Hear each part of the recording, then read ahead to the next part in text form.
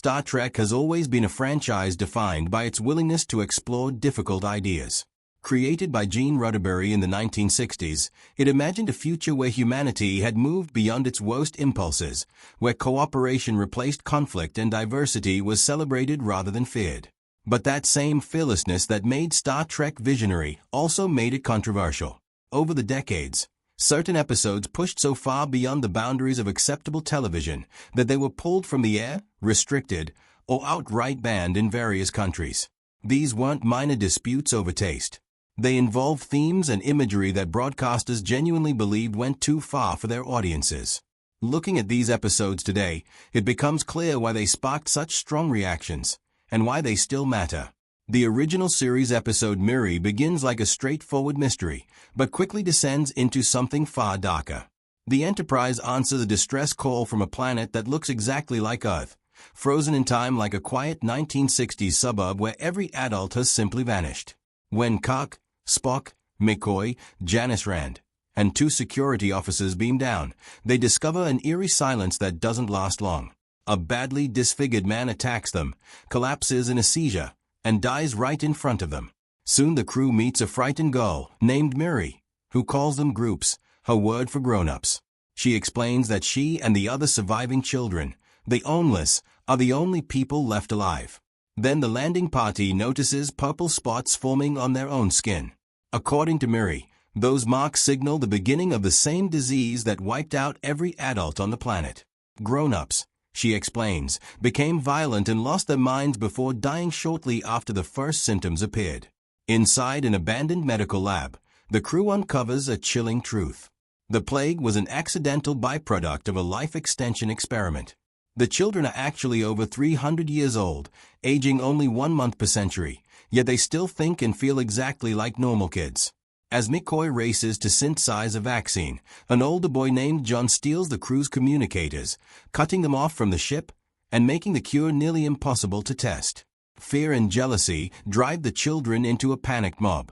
They swarm Kirk until he is bleeding and furious. He finally reaches them by appealing to their survival instinct, reminding them that the youngest children will die without the protection of the older ones.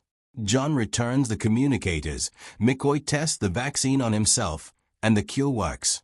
The episode aired once on the BBC in 1970, drew immediate complaints, and was quietly removed from repeats for years. Many viewers found the combination of childhood innocence and graphic disease deeply unsettling, a reaction that proved Star Trek could disturb just as powerfully as it could inspire. No single moment in Star Trek history generated more lasting cultural discussion than the scene at the center of Plato's Stepchildren.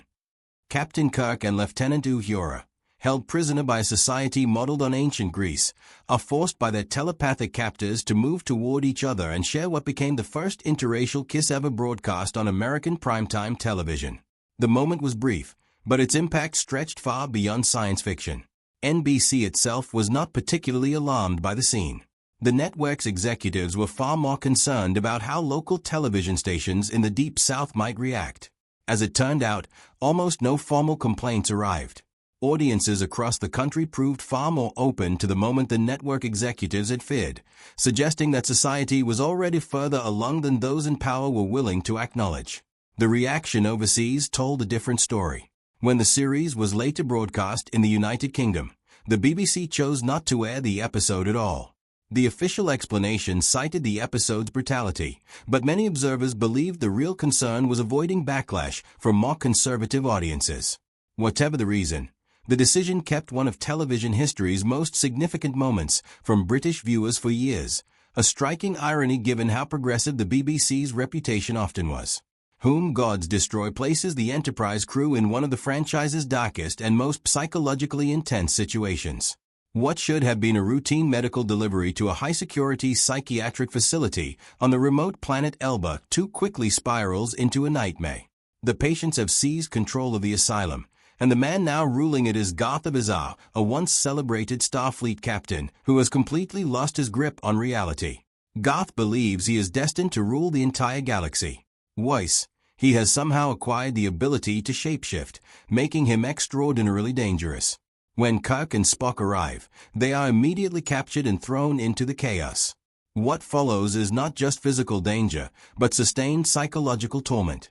Garth plays elaborate mind games, tries to break Kirk's spirit, and uses fear as a weapon against the other inmates. In one shocking moment, he kills another patient simply to demonstrate that he has the power to do so. The violence feels sudden and purposeless in the most disturbing way possible. The episode reaches its tensest point when Garth uses his shape-shifting ability to impersonate Kirk, forcing Spock into the impossible position of determining which man is real before it is too late. Spock's logic and loyalty finally expose the deception, and order is eventually restored. The BBC later concluded that the episode's combination of madness, torture, and sudden graphic violence made it unsuitable for family television. It was judged too disturbing for general broadcast, a decision that reflected the genuine unease the episode provoked even among experienced television executives. Among all the Star Trek episodes the BBC banned, the Empath stands out for a particularly unusual reason. Unlike the others, it contains almost no graphic visuals. The horror is entirely psychological, delivered through dialogue and performance rather than special effects. And yet it may be the most genuinely unsettling of the banned episodes precisely because of what it leaves to the imagination. In the story, the Enterprise crew visits a doomed planet and encounters mysterious beings who subject them to a series of torturous experiments. The suffering is largely implied rather than shown, but the descriptions are vivid enough that audiences are left to construct the full horror in their own minds. That imaginative gap proved far more disturbing than any special effect of the era could have achieved. The BBC decided the episode's exploration of madness, torture, sadism, and disease crossed lines it was unwilling to risk with its audience. In the United States, the critical reception was entirely different. American fans praised The Empath for its emotional depth and its unusually thoughtful approach to suffering and empathy. UK viewers, frustrated by the ban, even petitioned the BBC to air it alongside other restricted episodes. Despite that pressure, the network held firm, and British audiences did not officially see the episode until 1994, nearly 30 years after its original broadcast. Star Trek: The Next Generation generally maintained a tone of thoughtful, measured science fiction. Season 1, Episode 25, titled Conspiracy, threw that tone aside completely. The episode features a parasitic alien plot threatening the highest levels of Starfleet, and when Picard and Riker are forced to stop Lieutenant Commander Remick, the result is one of the most viscerally shocking sequences in the franchise's history. Remick's head literally explodes after a sustained phaser blast, an effect achieved using meat, fake blood, and careful practical work. Then the alien parasite emerges from his destroyed chest, a grotesque creature that seemed to belong in an entirely different kind of film. The imagery was unnerving enough to shock even committed science fiction fans, blending the familiar, optimistic world of Star Trek with a visual language of 80s body horror. NBC moved the episode to a later 10 p.m. time slot to protect younger viewers, and Canadian broadcasts included an explicit warning before airing. The BBC refused to broadcast it at all, citing the disturbing visual content. Years later, Conspiracy remains infamous among fans as proof that the franchise could explore genuine horror when it chose to do so. 2 Deep Space Nine episodes extended the franchise's tradition of testing broadcast limits in different ways. Rejoined was never fully banned, but several distributors in the southern United States refused to air it unless a specific scene was cut. That scene was the franchise's first openly gay kiss, a moment groundbreaking for mainstream television in 1995. The episode handled the moment thoughtfully, using trill culture to explore taboos around same-sex love without being preachy, holding up a mirror to contemporary attitudes in the way Star Trek had always done best. Critics praised it widely, and actress Terry Farrell, who portrayed Dax, has called it her favorite episode of the series. Despite the acclaim, certain networks still removed the kiss rather than risk the reaction. To the Death, a Season 4 episode, faced a different kind of censorship. It became the first Star Trek episode cut specifically for excessive brutality. A pivotal fight scene had 4 to 5 seconds removed before networks would allow it to air, reducing the visible death count from 52 to 20. When the BBC prepared to broadcast it in an early evening slot, they demanded further cuts. The irony was that the resulting version received complaints not for violence, but for feeling choppy and incoherent. Viewers criticized the awkward pacing, noting that the editing had distracted from the story more than it had protected anyone from the content. What connects all of these episodes is not simply that they were controversial. It is that they were controversial because Star Trek was trying to say something real. Roddenberry built the franchise on the idea that science fiction could function as a mirror for society, allowing difficult conversations about race, war, gender, identity, and power to take place under the protective cover of alien worlds and fictional futures.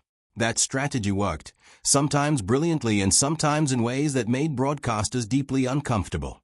The franchise's cultural impact has been extraordinary. It inspired real technology, from early mobile phones to the development of Google Earth.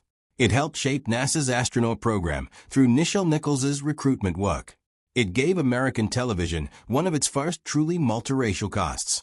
It has won Hugo Awards, Emmy nominations, Academy Awards, Peabody Awards, and was recognized by Guinness World Records in 2016 as the most successful science fiction television franchise in the world. In 2024, the entire franchise received the Peabody Institutional Award. But perhaps the most telling measure of Star Trek's significance is that some of its most important episodes were banned. A show that never unsettled anyone, never provoked a regulator, never made a broadcaster nervous, would not have been a show worth watching. The episodes that were pulled from the air were pulled precisely because they were doing what Star Trek always set out to do, pushing into territory that the world wasn't quite ready for, and daring audiences to follow.